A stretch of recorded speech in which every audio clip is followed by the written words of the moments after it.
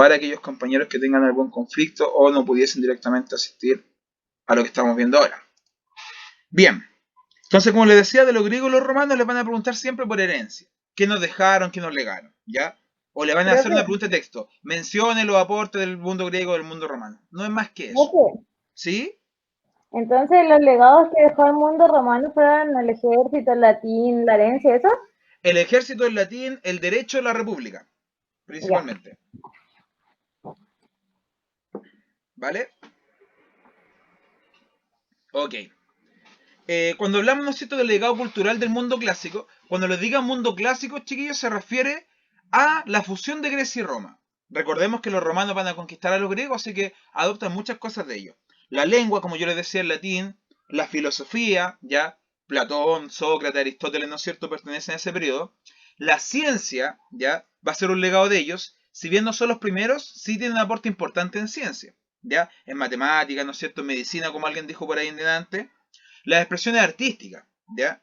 Cuando vemos, ¿no es cierto?, los antiguos escultores, ¿ya? O los antiguos pintores del mundo griego eran pero espectaculares. De hecho, después recordemos que cuando avanzamos en el tiempo y llegamos al Renacimiento y hablamos de Miguel Ángel, de Da Vinci, ¿qué es lo que hacen ellos? Replicar la cultura greco-romana, ¿ya? Así que estos tipos también eran expertos en ese sentido. Y el Estado romano como modelo político y administrativo. Pensemos que los romanos lograron formar un imperio que conquistó, ¿no es cierto?, parte importante de África, Asia, toda Europa, ¿ya? Fue la primera conformación de imperio grande. Fue tan importante que después Napoleón en su momento lo va a querer replicar, en la Edad Media también se quiere replicar, y Hitler también lo quiere replicar, ¿ya? Todos admiran a los romanos por su capacidad estratégica de poder, una, primero ganar batalla y conquistar, y lo segundo, de mantener el terreno, porque pueblos bárbaros, ¿no es cierto? Pueblos buenos para la guerra han existido mucho antes que los romanos. Pero ¿qué pasaba con esos tipos? Por ejemplo, peleaban, ganaban, pero después no sabían administrar porque solo sabían pelear. Los romanos sabían hacer las dos cosas. Pelear, ganar y después administrar. ¿Ya? Porque les daban cierta flexibilidad a las ciudades. Más que ponerle a una persona que lo estuviera subyugando todo el rato, le hacían pagar impuestos, pero también les daban regalías, los protegían, entonces absorbían las culturas. ¿Ya? Y desde ahí surgen fenómenos o conceptos como, por ejemplo, el concepto de imperio. ¿Ya? Que hoy en día no solamente físico, sino que también cuando hablamos de imperialismo hablamos de expansión económica o de expansión cultural. ¿Bien? ¿Hasta acá, chiquillos, alguna duda con respecto a las primeras civilizaciones? Sí, no, vamos claro, Sí, yo no. quedé con la... Antonio, yo quedé en la duda, por ejemplo, el legado de Grecia, por ejemplo, nada más que eso solamente. Justamente, tienes que solamente saber eso. Cuando te pregunten por los griegos, bueno, los griegos nos dejan el arte, nos dejan la ciencia. Lo más importante que nos dejan los griegos es la democracia, ¿ya? Darle vuelta a eso. ¿Bien? Ahora, la democracia de los griegos, Vale, gracias. ahora sí, eso Vladis, sí, la democracia de los griegos no es igual que la de hoy en día. Tenía que tener tierra, ser rico, saber leer. Al final, de todos los griegos votaban como 10, pero tenían democracia. Ya el nombre por lo menos está. ¿Vale? Ok.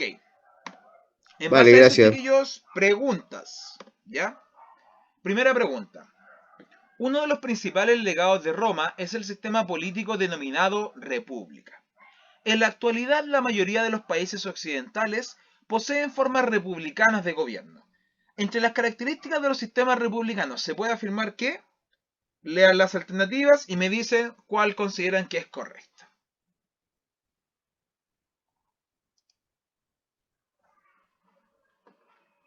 La alternativa número 6.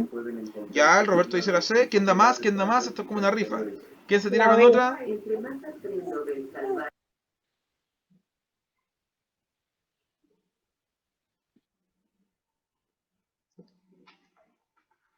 Ya, y el puro Roberto y los demás, si la pregunta es para todos, pues pueden hablar por chat o por micrófono. ¿Con qué alternativa se tiran?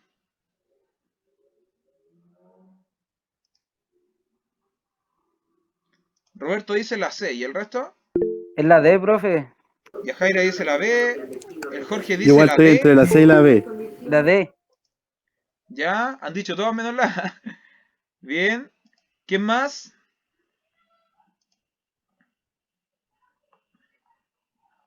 ¿Qué características tiene una república?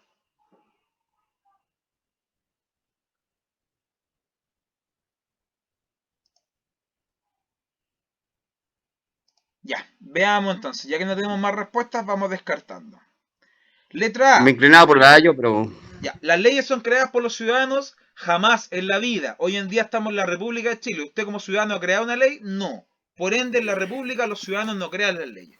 Con Entonces yo suerte creo que nos es la preguntan B cada porque 4 me años quién equivoqué porque manda. decía autónomo la C al final, así que yo creo que esa no es. Tranquilo, no se me anticipe, controlemos la ansia, ¿ya? Entonces la A descartada, porque los ciudadanos no creamos las leyes. Con suerte nos preguntan cada 4 años a quién ponemos en el poder. B, con suerte. con suerte. B, la sociedad se organiza en forma estamental. No, chiquillos, porque cuando hablamos de estamento, hablamos de clases sociales rígidas. Es decir, que no se pueden mover. Hoy en día sí te puedes mover porque tú puedes ser multimillonario y hacer malos negocios y quebraste y quedaste pobre.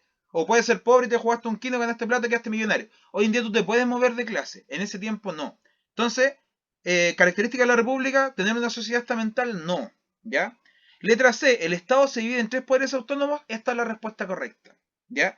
Cuando hablamos de república, hablamos de que el poder se divide en ejecutivo, legislativo y judicial. Es decir, uno administra el Estado, el otro crea y aprueba leyes y el otro se encarga de que las leyes se cumplan. ¿Ya? Esos son los requisitos de una república. Tener división de los poderes. Porque si los poderes no se dividen, tenemos una dictadura, tenemos una monarquía, tenemos una tiranía, lo que ustedes quieran. Pero para tener una república, tienen que dividirse los poderes. ¿Ya? Y D, los cargos se transmiten hereditariamente, no, pues las repúblicas son democráticas. Por ende hay que elegir a las autoridades. ¿Ya? Ahí teníamos un ejemplo de pregunta. Vamos con la segunda pregunta. Dice, ¿qué civilización se ubicaba en el área señalada con el número 3? De acuerdo al mapa que está ahí.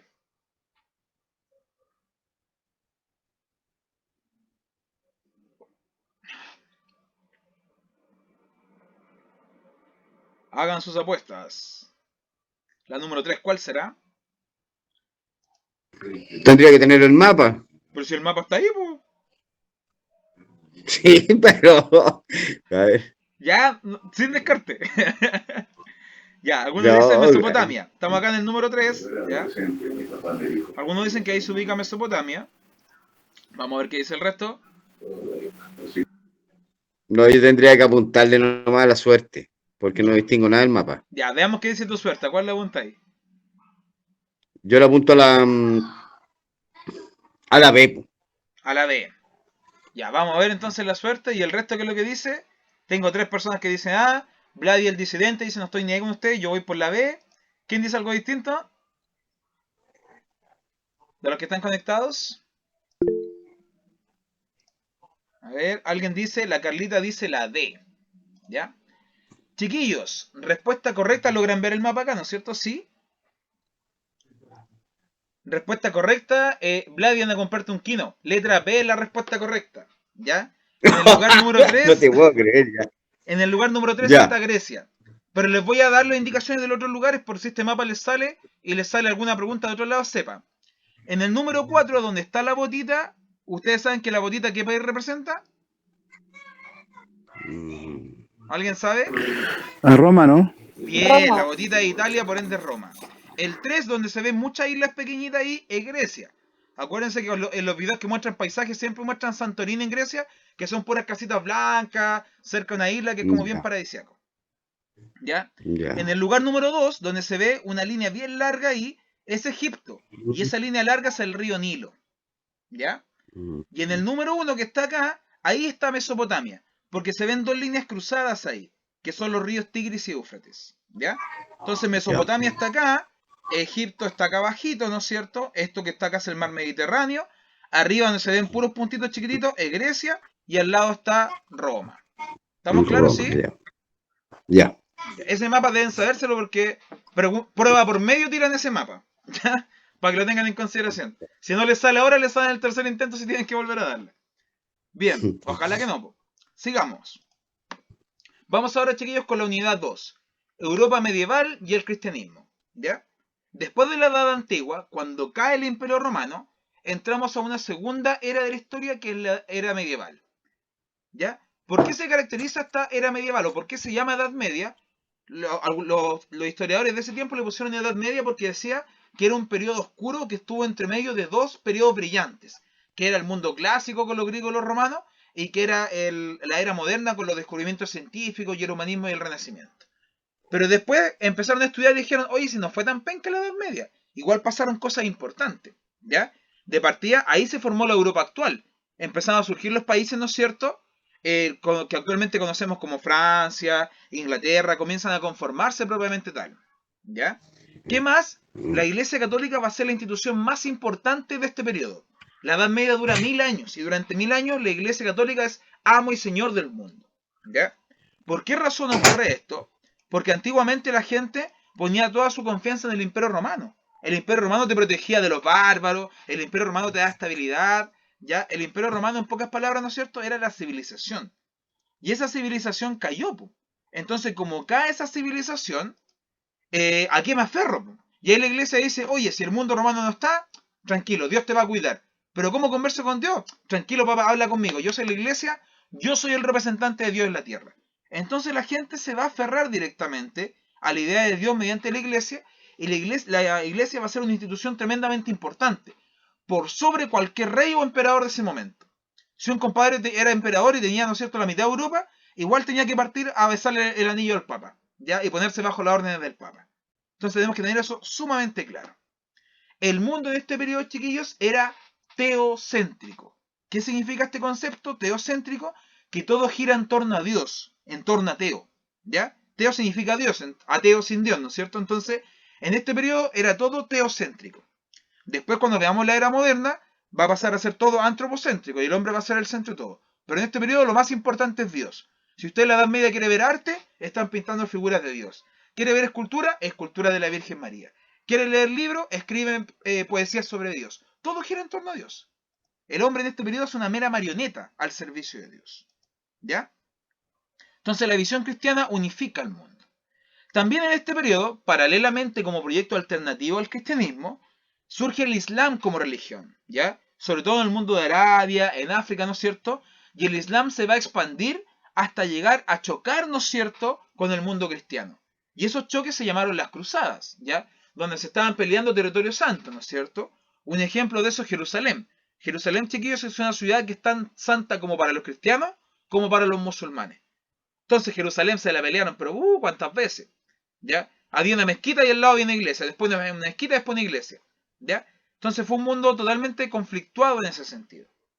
Bien, la estructura política, social y económica de la Edad Media es el feudalismo. No existía un poder central, existían muchos reyes y debajo de los reyes muchos señores feudales que eran como los nobles de ese tiempo. Y el señor feudal tenía más poder que el rey, porque el rey le decía, el rey de la esquina quiere venir a pelear, señores feudales vengan conmigo a pelear. Y el señor feudal le decía, ¿y qué gano yo? ¿Cómo que acá no se pira tu rey? No, me dais tierra, no voy yo. Entonces se le paraban al rey, pues y el rey tenía que ceder. Así que durante la Edad Media tiene más fuerza el señor feudal que el rey, ¿ya? Existen vasallos, que eran estos campesinos que se ponían al servicio de los señores feudales y les juraban lealtad. ¿Alguien vio Corazón Valiente, los que está acá? ¿La película? ¿Nadie vio Corazón Valiente? De verdad me voy a enterrar. ¿En serio? Oh, película muy antigua parece. Bueno, ya, Vladi, ¿tú la viste? Buena, por lo menos, ya. En Corazón Valiente, por ejemplo, hay una escena donde está William Wallace, ¿no es cierto? La de William Wallace, Libertad, esa es Corazón Valiente, ¿ya? Cuando chica, hoy me sentí viejo, tengo 34 nomás, ¿ya? Pero bien, está la escena de William Wallace, ¿no es cierto? Están en un matrimonio, ¿ya? Y se están casando unos campesinos y de repente llega un noble a caballo. Y el noble llega y dice, vengo a ejercer mi derecho a prima nocte, que es la primera noche. Y se lleva a la esposa del campesino y se acuesta con ella antes que el marido.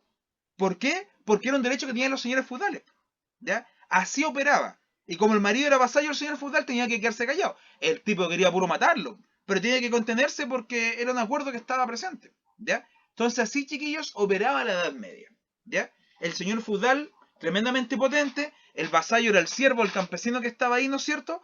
Y acá no había muchas ciudades porque las ciudades habían sido destruidas. Todas las ciudades del antiguo Imperio Romano habían sido destruidas, entonces la mayoría de la gente vivía en el campo, ¿ya? El campo era el lugar más importante de la Edad Media. Poco a poco, cuando llegamos al siglo X, la Edad Media se va entre el siglo V y el siglo XV. Llegando al siglo X, de a poquito se comienzan a construir ciudades. Y hay gente que vendía su mercancía entre las ciudades que se les conoce como burgueses.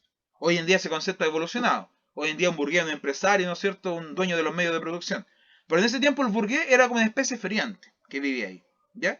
Y poco a poco se comienza a dar un intercambio comercial, por ende en la Edad Media también se encuentran los orígenes del capitalismo. ¿Bien? ¿Hasta acá alguna duda con la Edad Media? Que dio la pincelada. ¿Ya? Me demoré 10 minutos en pasar por 1000 años de historia. Así que bien pincelada. ¿Alguna duda, consulta, chiquillos, con eso? ¿No? Perfecto. Vladi, vamos a asumir que es un cigarro, ¿no es cierto? ¿Sí? ¿O queréis comprender mejor? ¿Te estáis conectando con los dioses ya? No, ya estamos bien. Perfecto. ¿Ya? Ok, si no hay duda entonces, chiquillos, tengo una preguntita acá. Lamentablemente, les guste o no, ya, la prueba de historia sí tiene lecturas, al igual que la prueba de lenguaje. Y un ciudadano cualquiera, ¿no es cierto?, que se sienta y dígase orgulloso de tener cuarto medio, tiene que tener buena comprensión lectora y tiene que manejar las 4 operaciones básicas matemáticas. Hagan lo que hagan. ¿Ya? Bien, ¿algún voluntario para leer o leo yo?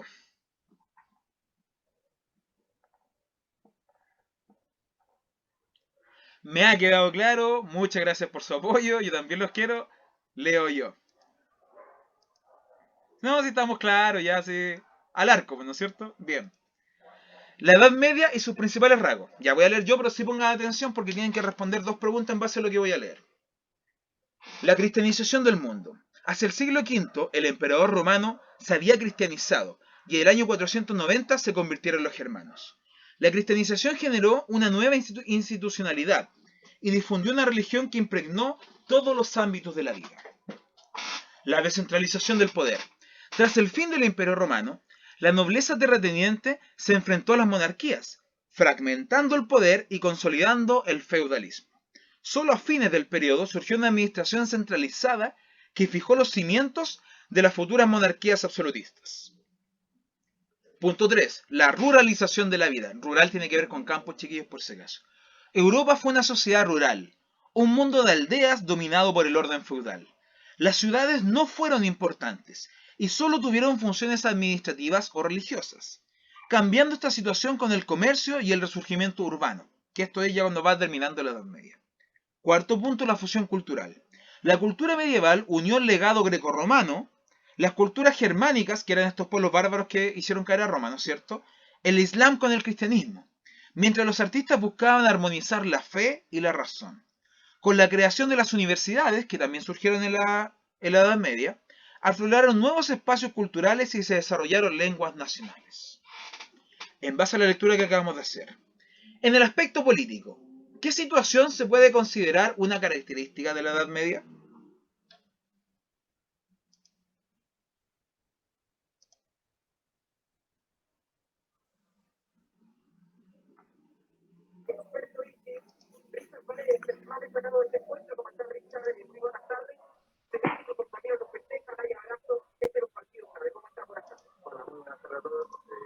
¿Cuál será una característica de la Edad Media?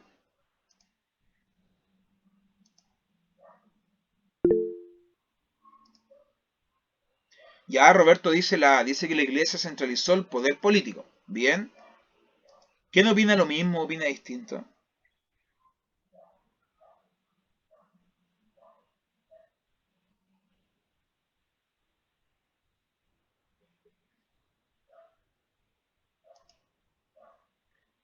A ver. Acá Carla también nos dice la A. Yajaira nos dice la A. Jorge nos dice la A. Angie nos dice la B. ¿Hay más respuestas? ¿Vladi?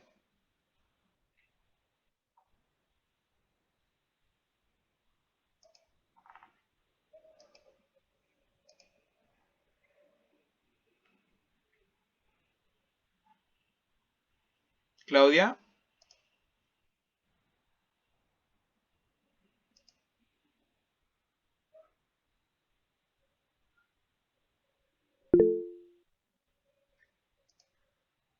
Claudia dice la C. Ya, Vladi dice la D. Chiquillos, vamos a ver las respuestas correctas. Perdón. Primero, ¿la Iglesia Católica centralizó el poder político? No. La Iglesia Católica, ¿no es cierto?, fue la institución más importante, pero no pudo centralizar, ¿ya? No es que la Iglesia haya formado un imperio. Si bien todos los reyes le rendían pleitesía, cada rey ya administraba su propio territorio. Por ende, no era como el Imperio Romano, que el Imperio Romano sí centralizaba todo. Así que la A queda descartada. Letra B. ¿Los reyes medievales gobernaron sin contrapeso? No, porque yo les acabo de decir que el rey medieval pesaba menos que manada de globos porque finalmente tenía que ceder ante el señor feudal. Letra C. ¿Los señores feudales desestabilizaron a las monarquías? Sí, correcto. La respuesta correcta, letra C. Recuerden que por jerarquía el rey está sobre el señor feudal, pero en la práctica el señor feudal manda más que el rey. Lo chantajea, lo extorsiona, es amo y señor en su territorio el señor feudal. Por ende, los señores feudales desestabilizaron a las monarquías.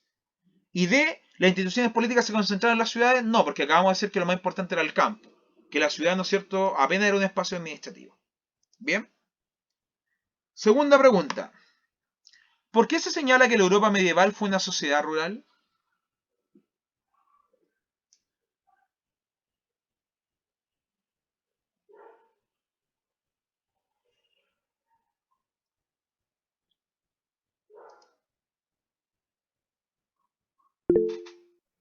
Roberto dice la B. Nacho dice también la B. Yajaira dice la C. Vladi dice la B. ¿Quién más?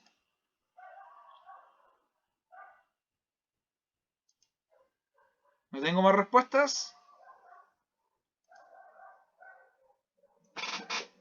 Bien, parece que todos andan igual que el Colo, se van a la B, ¿eh? No, mala onda.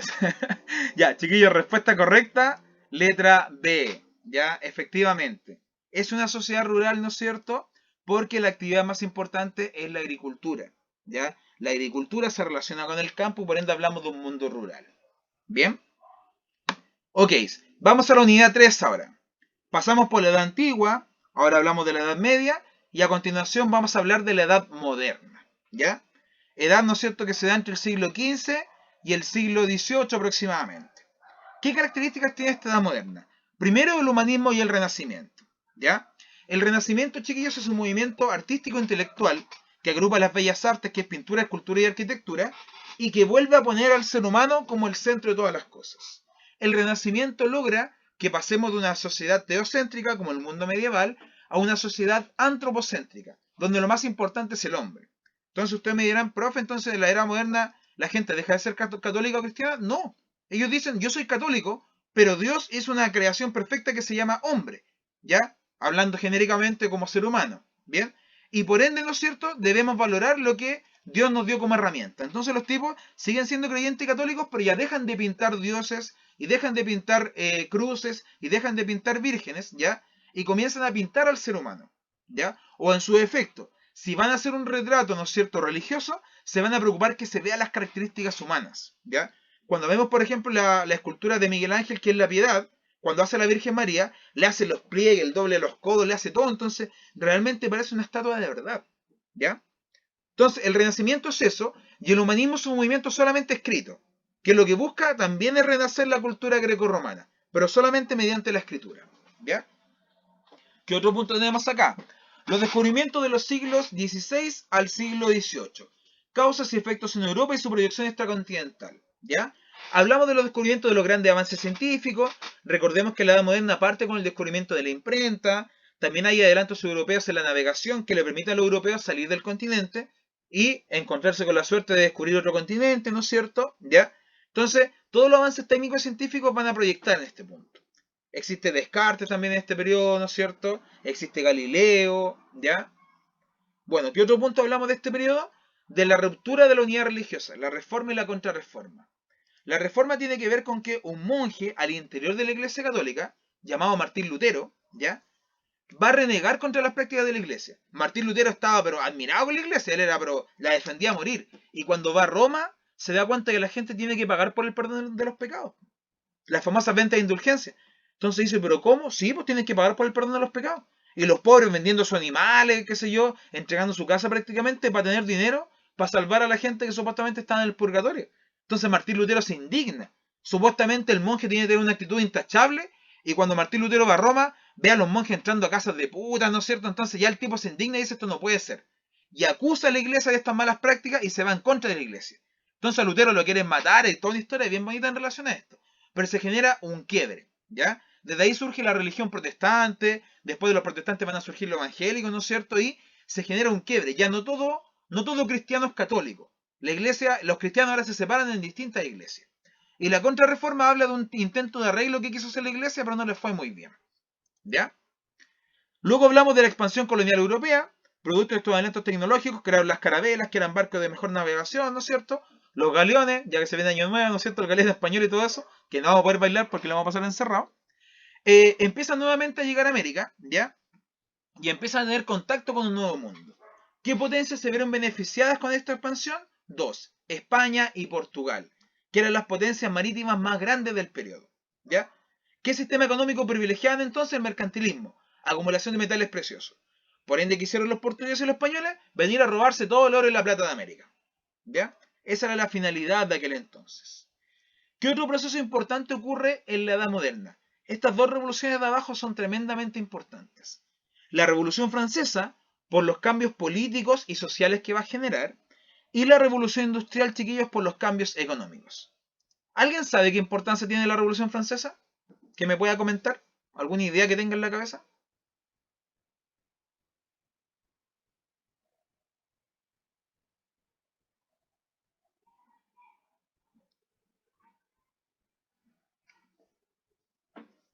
Sí, no, tal vez.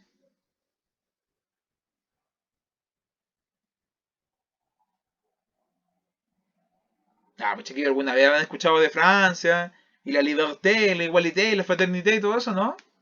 ¿Nunca en su vida? Ya, asumiré que no entonces. La Revolución Francesa, chiquillos, va a marcar un cambio político tan importante que es un hecho, ¿no es cierto?, que marca la diferencia. Bien, justamente ahí Nacho. Es un conflicto político y social. Estas dos revoluciones son las que terminan con la Edad Moderna y dan inicio a la Edad Contemporánea, que es la que vivimos hoy en día. La Revolución Francesa genera un cambio político. En pocas palabras, ¿por qué? No les voy a contar toda la historia de la Revolución, pero termina con que los franceses le cortan la cabeza al rey y establecen un nuevo sistema, ¿ya? Un sistema donde la gente puede elegir a su gobernante. Terminan con las monarquías. Y generan un miedo en Europa porque después le empiezan a cortar la cabeza a todos los reyes a lo largo de Europa. Producto de lo que ocurrió en Francia. Y ahí los burgueses, que eran tipos con mucha plata, pero sin poder político, eran los que más plata tenían, pero tenían que pagar impuestos igual que los campesinos y los pobres. Los burgueses se van a tomar el poder.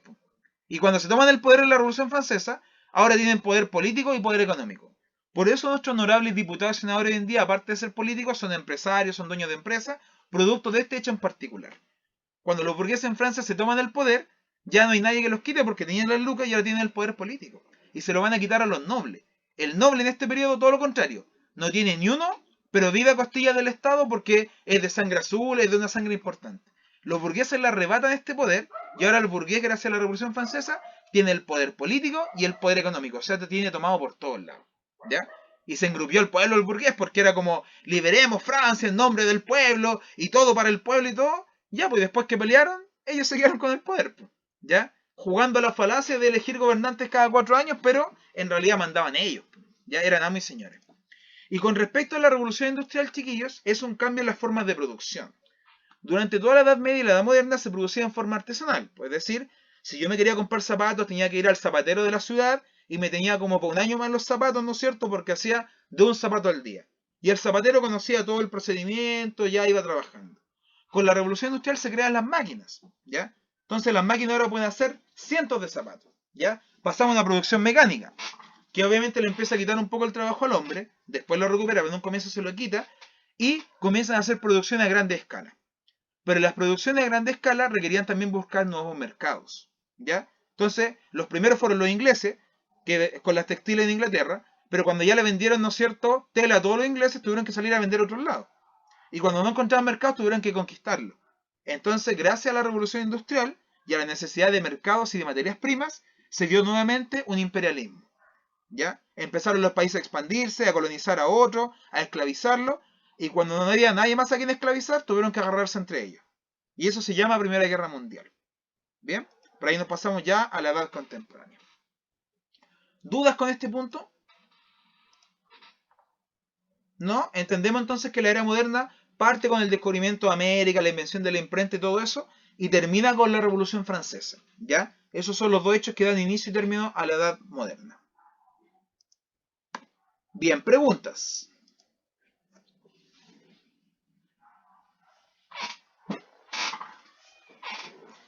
Respuesta correcta, ¿cuál sería?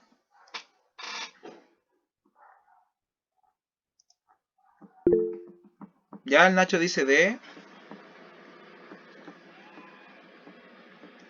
¿Quién más? ¿Quién da más? ¿Quién da más? Ya el Vladi dice B. ¿Ya? ¿Con qué hecho comienza la Edad Moderna? Roberto dice A.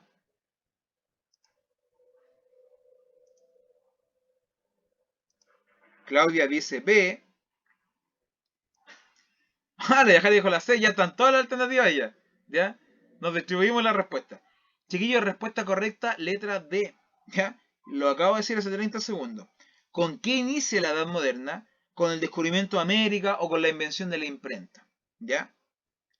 ¿Con qué termina la Edad Moderna? Con la Revolución Francesa. ¿Ya? Para que lo tengamos en consideración. Entonces, inicia con el descubrimiento de América y termina con la Revolución Francesa. Próxima pregunta. Entre los aportes ideológicos más importantes de la Revolución Francesa, se puede mencionar la...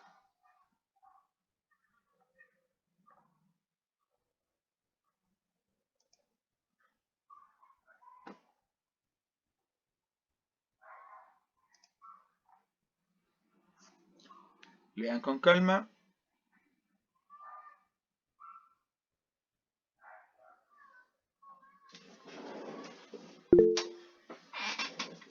Ya, el Jorge dice la letra C.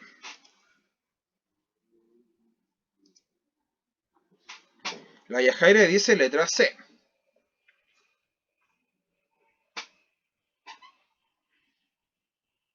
¿Quién más?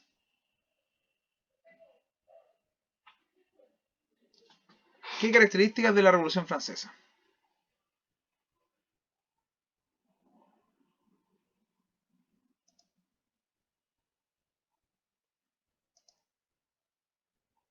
Roberto, letra C.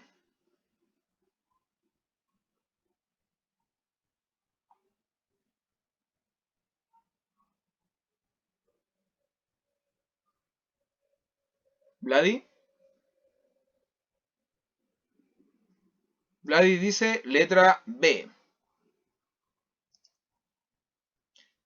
Nacho dice letra A.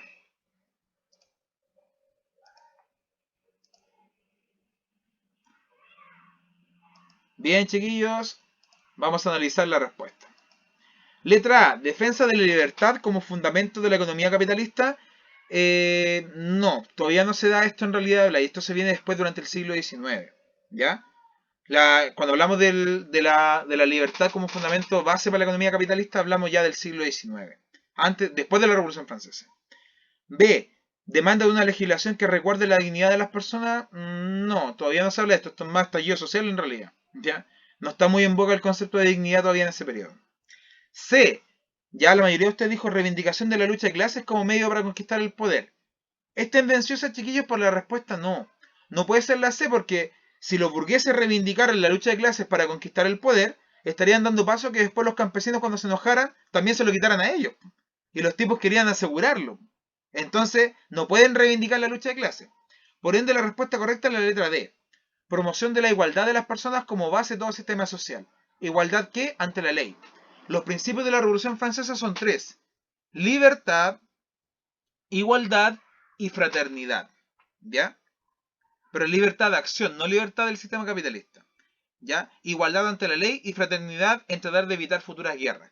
Claro, si los tipos ya conquistaron el poder, no querían que se los quitaran de nuevo, entonces ya cabros, calmémonos, ya no más guerra, mandamos a los burgueses, apaciguaron a la sociedad un poco en ese sentido. ¿Bien? Ok, vamos con la unidad 4, que tiene que ver con el mundo contemporáneo. Chiquillos, la edad contemporánea comienza con el fin de la Revolución Francesa. Después de la Revolución Francesa surge Napoleón, de hecho. ¿Ya? Y no terminado, todavía estamos en la edad contemporánea. ¿Ya? ¿Qué contenidos encontramos? La crisis europea, ¿por qué? Porque Europa, ¿no es cierto?, creía en el positivismo, creía en la idea de que eran los más bacanes del mundo, con las industrias, con la ciencia, con todo, habían conquistado un continente, entonces se creía en el hoyo del queque, pero vino la Primera Guerra Mundial y quedaron devastados y volvieron a cero, ¿ya? Entonces hay una crisis en Europa, ¿ya? Con las dos guerras mundiales, ¿no es cierto?, Europa queda devastada. Y el gran triunfador de estas dos guerras, chiquillos, va a ser Estados Unidos. Porque Estados Unidos en las dos guerras es como el maletero, entra al final a rematar al que está en el suelo. Estados Unidos en las dos guerras mundiales no parte del principio. Se mete para inclinar la balanza hacia uno de los bandos, ¿ya? Y entra con puras excusas nomás. En la Primera Guerra Mundial entra con la excusa que le hundieron un barco, y en la Segunda Guerra Mundial con el ataque a Pearl Harbor supuestamente a los japoneses, ¿ya? Entonces ocupa excusas para entrar en la guerra y patear al que ya está en el suelo y declararse victorioso. Aparte, Estados Unidos comienza, ¿no es cierto?, a financiar a los países europeos para su reconstrucción. Por ende, les presta plata con intereses, ¿no es cierto?, y pasa a ser el gran triunfador. En este periodo también se da la Revolución Rusa, cómo los rusos se organizaron y sacaron a los antiguos reyes, a los zar, y comienza un sistema, ¿no es cierto?, al más puro estilo de Stalin, un comunismo, pero un comunismo puro, ¿ya? Un comunismo puro, casi tiránico, por así decirlo. ¿Bien? ¿Qué más pasa en este periodo? Cuando en 1929 viene una crisis en Estados Unidos, que es el periodo entre guerras, cae la bolsa de Nueva York, Estados Unidos económicamente se va a las pailas. Chilito en ese periodo fue el país más afectado del mundo, porque nuestro salitre lo compraban los gringos en ese periodo, ¿ya? Y se empieza a cuestionar la democracia y el capitalismo en el mundo, cuando viene la crisis de Estados Unidos. Porque Estados Unidos era el país más bacán después de la Primera Guerra, pero se cayeron. Y como se cuestiona esos modelos, cae la bolsa en 1929, ¿ya? Entonces, como se cae la economía mundial, y por ende se mira feo a Estados Unidos de que su modelo falló, surgen respuestas distintas a la democracia. Por ejemplo, el nacionalsocialismo o el partido nazi con Hitler en Alemania. Por ejemplo, el fascismo en Italia con Mussolini. Y también se consolida el comunismo, ¿no es cierto?, en la URSS con Stalin, ¿ya? ¿Por qué? Porque se cuestiona la eficacia de Estados Unidos. ¿Bien? ¿Qué más tenemos que entender? Que después de la Segunda Guerra Mundial, cuando Alemania queda devastado, supuestamente Hitler se suicida, a Stalin lo lincha la propia población, ¿no es cierto?, se lo pasan a la gente y le pegan hasta matarlo, ¿ya? Quedan solamente dos potencias en el mundo, que era Estados Unidos y la URSS, ¿ya? Y en este periodo, chiquillos, después de que tiran las bombas atómicas en Japón en 1945, Hiroshima y Nagasaki, comienza otro periodo de la historia que se llama Guerra Fría. Y se llama Guerra Fría porque hay un confrontamiento ideológico entre la URSS, que era la antigua Rusia, ¿no es cierto?, y Estados Unidos, pero nunca se atacan directamente entre ellos. Por eso se le dice Guerra Fría. Nunca hubo un enfrentamiento armado entre rusos y estadounidenses, pero sí hacían pelear a países más chicos. Por ejemplo, Corea. Corea se divide, Corea del Norte apoyada por Rusia, Corea del Sur por Estados Unidos, y ya, echémosla a pelear entre ellos. Y les pasamos armas y todo, pero nosotros no peleamos directamente, ¿ya? Se da el conflicto de Vietnam. Francia tiene problemas con Vietnam, los rusos le pasan armas a los vietnamitas, Estados Unidos dice, tranquilo papá, yo lo arreglo, pero les fue mal. Estados Unidos pierde en Vietnam. Y es la gran vergüenza que tienen los estadounidenses a nivel de guerra, ¿ya? Está la crisis en Cuba, bueno, pasan muchas cosas, ¿no es cierto?, durante la segunda mitad del siglo XX. Empiezan a competir entre ellos. ¿Quién tiene más armas? ¿Quién llega primero al espacio? ¿Quién gana las competencias deportivas? ¿Quién tiene el mejor modelo? ¿Ya? Y la Guerra Fría termina en 1989 con la caída del muro de Berlín. Cuando cae el muro de Berlín era porque ya la URSS, ¿no es cierto?, la antigua Rusia colapsa económicamente y no puede seguir en esta disputa mundial y gana Estados Unidos. Y se consolida el modelo estadounidense como el modelo más exitoso del mundo. ¿Ya? Entonces, la caída del muro hace que termine la Guerra Fría y finalmente se impone Estados Unidos con el capitalismo, ¿no es cierto?, y este mundo neoliberal en el cual vivimos hasta el día de hoy. ¿Ya? La URSS fracasa. De hecho, es tan simbólico la derrota de la URSS que se pone un McDonald's al lado de la plaza, ¿no es cierto?, donde gobiernan los rusos. O sea, ¿qué símbolo más fuerte que eso? Ponerle un McDonald's enfrente, como decirle te ganamos en tu cara. ¿Ya? Profe, ¿Sí? ¿en qué fecha fue la caída del muro de Berlín? 1989. ¿Ya? Entonces, ahí se forman estos dos bloques políticos, ¿ya?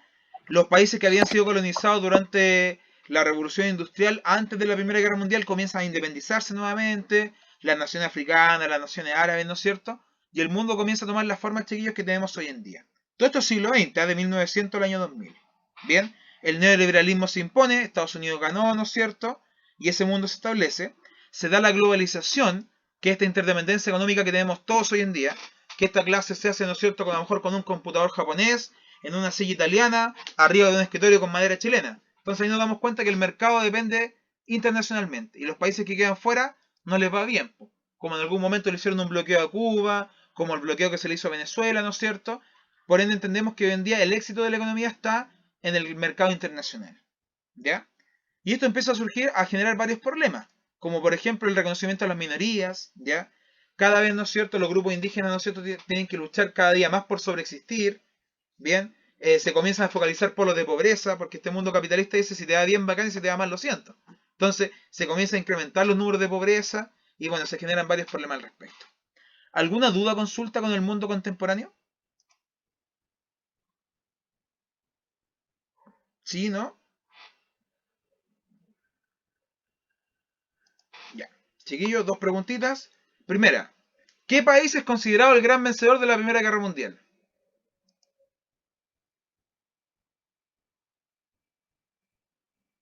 Ya, el Vladi dice C, la Yajaira dice C, Roberto dice C, Nacho dice lo gringo, Angie dice C. No hay dudas, chiquillos. Bien, quedó clarito. Respuesta correcta, letra C. ¿Ya? ¿Por qué el gran vencedor? Porque está en el bando que gana, ¿ya? Se incrementa económicamente, pero su territorio no fue atacado. No vino ningún país a atacar a Estados Unidos durante la Primera Guerra Mundial. Entonces son los grandes triunfadores, ¿ya? Antes de la Primera Guerra Mundial, el país que la llevaba era Inglaterra. Después de la Primera Guerra Mundial, Estados Unidos le quita ese trono, ¿ya? Muy bien, chiquillo ahí. Segunda pregunta. Según la descripción durante la Guerra Fría, ¿qué simbolizó para la comunidad internacional el muro de Berlín? Lean en silencio, chiquillos, y me responden cuál es correcto.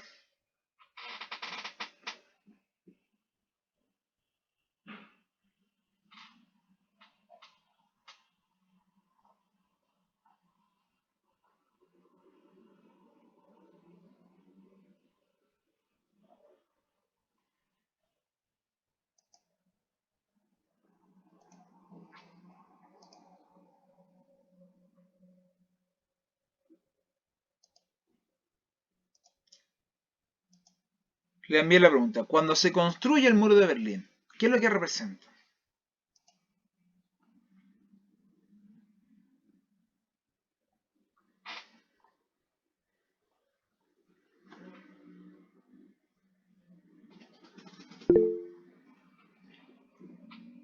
Ya, Roberto dice la B. Vamos a ver qué dice el resto. Nacho también dice la B.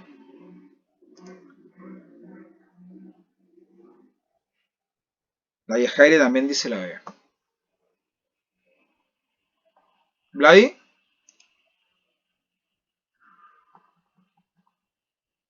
Vladi dice la D, la división de Alemania.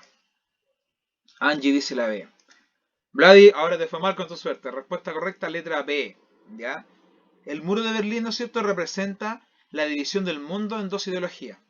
Que haya sido puesto en Alemania es una coincidencia, puede haber sido puesto en otro país, ¿no es cierto? Pero representa que de un sector hacia allá gobierna la ideología de la URSS y del otro sector, ¿no es cierto?, hacia Occidente gobierna la ideología de Estados Unidos. Eso representa el muro en realidad, ¿ya? Una división de ideología. Recuerden, chiquillos, que cuando terminó la Guerra Mundial, la Segunda Guerra, lo primero que hace es pescar a Alemania, porque Alemania era el más peligroso. Y Alemania se había dividido en un comienzo en cuatro, ¿ya? Un territorio para los franceses, uno para los rusos, uno para los ingleses y uno para Estados Unidos. Pero como Inglaterra y Francia tenían que reconstruir su país porque estaban bombardeados, no podían estar administrando Alemania, entonces se retiran. Y ahí queda Alemania, ¿no es cierto?, la mitad para los rusos y la otra mitad para Estados Unidos. Y ahí se construye el muro y se establece el inicio de la Guerra Fría. Y chiquillos, vamos con la última patita. Yo sé que deben estar cansados ya de escuchar este fome una hora, ¿no es cierto? Pero ya va quedando poquito. La última unidad, chiquillos, tiene que ver con América Latina contemporánea. ¿Qué tenemos que saber de América Latina? No muchas cosas, ¿ya? Saber cómo opera América Latina en la segunda mitad del siglo XX, ¿ya? Bien, América Latina, ¿no es cierto?, en la segunda mitad opera de la siguiente forma. En un comienzo se comienzan a dar varios gobiernos, en su mayoría de tendencia de izquierda en América Latina, ¿ya? Cuando hablamos de 1950, muchos gobiernos de centro o de izquierda. Estados Unidos se preocupa por esto porque la izquierda estaba más cercana a quién, a la URSS, y estaban en plena Guerra Fría. Entonces Estados Unidos dice, tengo la escoba en el patio, ¿ya? En el patio de mi casa, ¿no es cierto? Como dicen los prisioneros, Latinoamérica es un pueblo al sur de Estados Unidos, ¿no es cierto? Entonces Dicen, tengo la escoba. Y los gringos, chiquillos, crean la Escuela de las Américas. Una escuela donde forman dictadores. Entre esos nuestro querido capitán general Augusto, ¿ya? Se va a formar allá y forman dictadores y los reparten por toda América. Por ende, en la segunda mitad del siglo XX se producen sucesivos golpes de Estado en toda América Latina, ¿ya?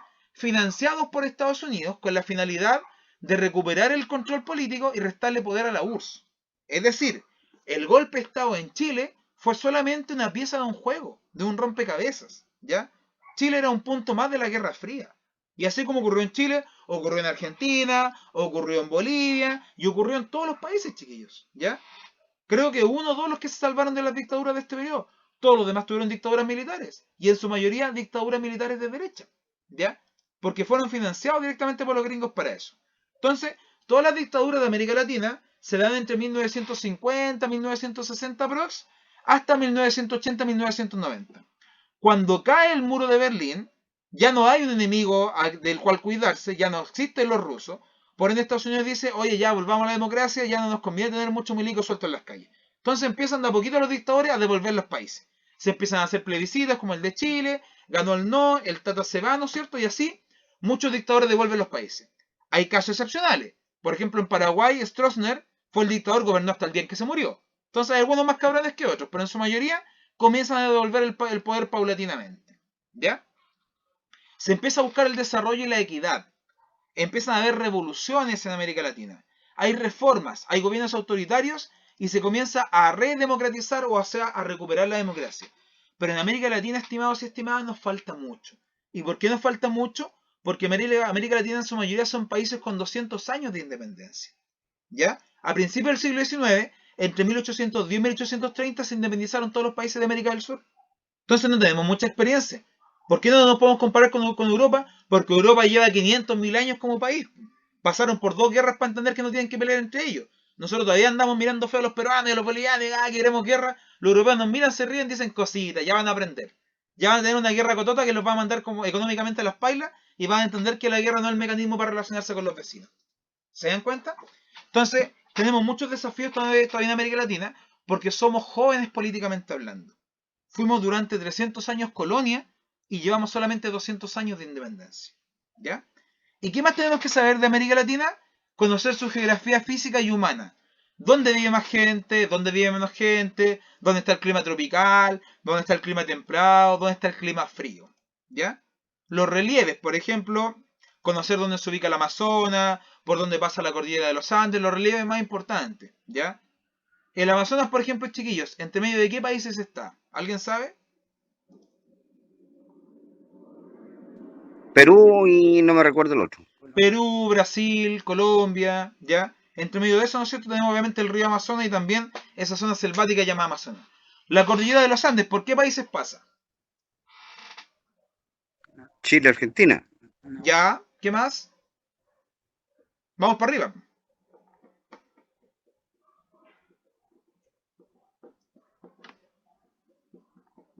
Se sorprenderían, chiquillos. La cordillera de los Andes pasa, divide a Chile con Argentina, ¿no es cierto? Y sube y pasa por Perú, pasa por Bolivia, pasa por Ecuador, pasa por Colombia. De hecho, en Colombia se divide en 3 y llega hasta el sur de Venezuela. ¿Ya?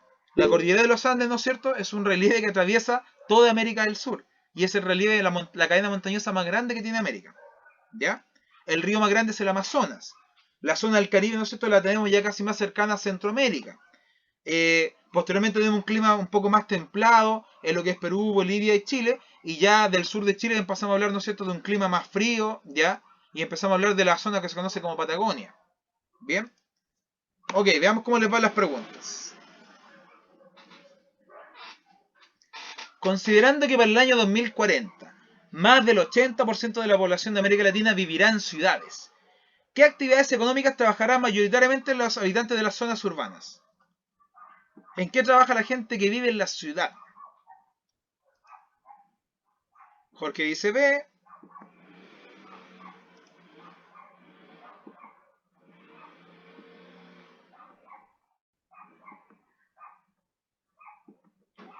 La Claudia dice C. Roberto dice B. Daniela Aracena dice C, Carla dice C. ¿En qué trabaja la gente que vive en la ciudad? Principalmente en las ciudades grandes, sobre todo. Yajaira dice A. Angie dice B. Vladi no se decide. Ah, ya, B. Con convicción. Mira, fue la pregunta de la prueba, mira. Chiquillos, respuesta correcta, letra B. ¿Ya? En las ciudades, ¿no es cierto? Los centros urbanos grandes, por ejemplo, veamos Chile. Santiago, Concepción, Valpo, que son las 3 ciudades más grandes. ¿En qué se trabaja? En servicios. ¿Qué es lo que son los servicios? Salud, transporte, educación, ¿ya? Todo lo que mejora la calidad de vida de las personas. Y las industrias trabajan principalmente en fábricas. Cuando yo trabajo en minería, me alejo de la ciudad, ¿ya?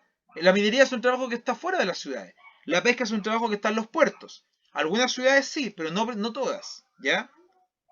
La ganadería, ¿no es cierto?, también se aleja de las ciudades. Entonces los grandes urbes trabajan en industrias y en servicios. ¿Cuál es la actividad, el grupo económico que más concentra actividades en el mundo hoy en día? El mundo de los servicios, ¿ya? Por ejemplo, en las grandes ciudades la gente requiere moverse grandes distancias, por ende, tiene que haber un servicio de transporte. En las grandes ciudades, mayor cantidad de población, más enfermedades, por ende, tienen que haber más servicios de salud. En las grandes ciudades vive más gente, por ende, más cabros chicos, tiene que haber servicio de educación. Todos los servicios tienen que darse en las grandes ciudades. ¿Bien? Segunda pregunta. Observen bien el mapa. Las preguntas de mapa y gráficos son bonus track porque la respuesta siempre está en la misma tabla o en el mismo mapa. Casi no tienen que saber nada más que no sea mirar el mapa. Miremos el mapa. Dice densidad poblacional. ¿Qué es lo que es la densidad? Cantidad de habitantes por kilómetro cuadrado. ¿Ya? Mientras más clarito, menos habitantes por kilómetro cuadrado. Mientras más oscuro, más habitantes por kilómetro cuadrado. Fijémonos dónde están las manchas más claritas y las manchas más oscuras.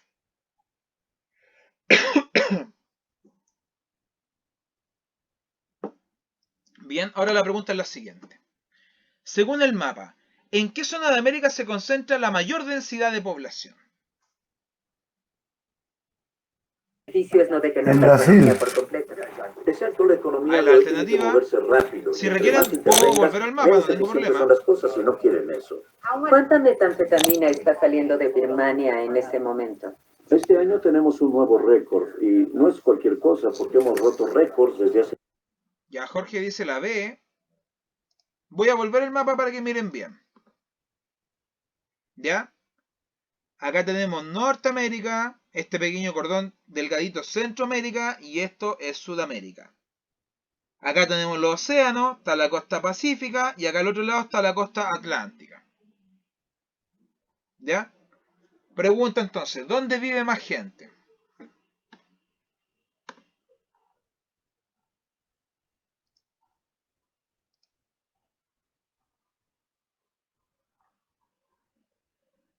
Roberto dice que es la A.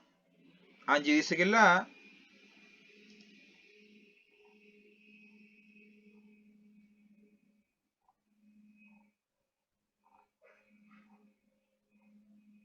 Vladi. Estoy pensando, Vale. según el mapa, que vi poco el mapa. Volvemos al mapa.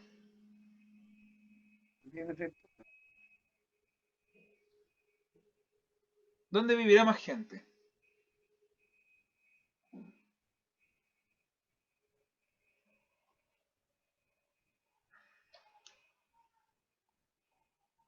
Ya, volvemos ahora a la pregunta. ¿Dónde? La B. Ya, dice la B. Vamos a revisar.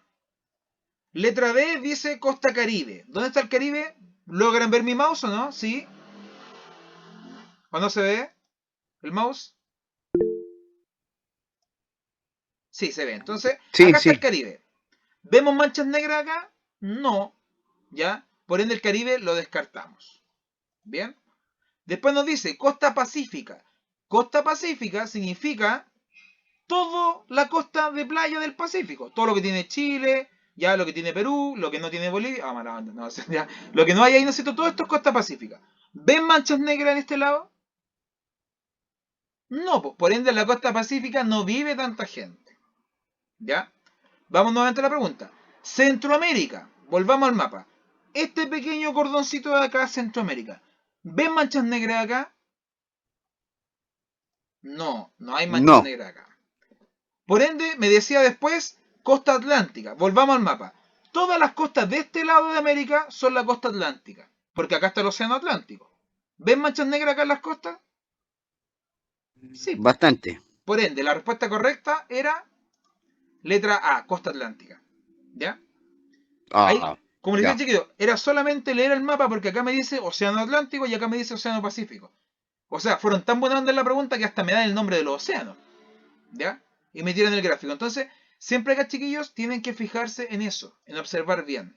¿Ya? Bien. Acá, chiquillos, para ir terminando, ¿no es cierto? Tenemos una línea de tiempo con respecto a la historia universal. Partimos con la edad antigua, los orígenes del hombre, ¿no es cierto? Cuando parecíamos monos nos transformamos en ser humano. Las civilizaciones fluviales, que significa que dependían de un río para sobrevivir. Mesopotamia, Egipto, China, India. ¿Ya? Si no tenían un río se morían, estaban todos cerquitas de río. Después tenemos Grecia y Roma, que es la cuna de la civilización occidental, ya sabemos que no heredaron ellos. Después pasamos a la Edad Media, donde el cristianismo era importante y el teocentrismo, o sea que todo giraba en torno a Dios. El tal feudalismo, el poder de los señores feudales. El Islam, esta nueva religión, ¿no es cierto?, que creen en Alá, ¿ya? Y su máximo profeta es Mahoma. Las cruzadas, que son guerras entre estos dos de acá arriba. Las primeras universidades, que comienzan a enseñar latín, teología y un montón de cosas, ¿ya? Luego pasamos, gracias al humanismo y al renacimiento, a la Edad Moderna. Se comienzan a formar los estados tal cual como los conocemos hoy en día. Se da la monarquía absoluta, estos reyes cabrones que tenían el poder y no lo soltaban. Por ejemplo, Luis XIV decía, el Estado soy yo, ¿ya? Decía, mi reino acaba donde termina el sol. Así de absolutista. Los que vieron otra película antigua, El hombre de la máscara de hierro, esa película del DiCaprio donde hace supuestamente dos gemelos, ya. Ahí hay un rey totalmente absolutista, ¿no es cierto?, que golpea la mesa y se impone. Los europeos se expanden, comienzan a buscar nuevas rutas de navegación, de Chiripa dan con América. Hablamos de la reforma y la contrarreforma, cómo la Iglesia Católica se quiebra en ese periodo. Y finalmente pasamos a la edad contemporánea, ¿ya? Donde la Revolución Francesa y la Revolución Industrial van a marcar el inicio de esta edad. Estas dos marcan el fin de la edad moderna y el inicio de la edad contemporánea.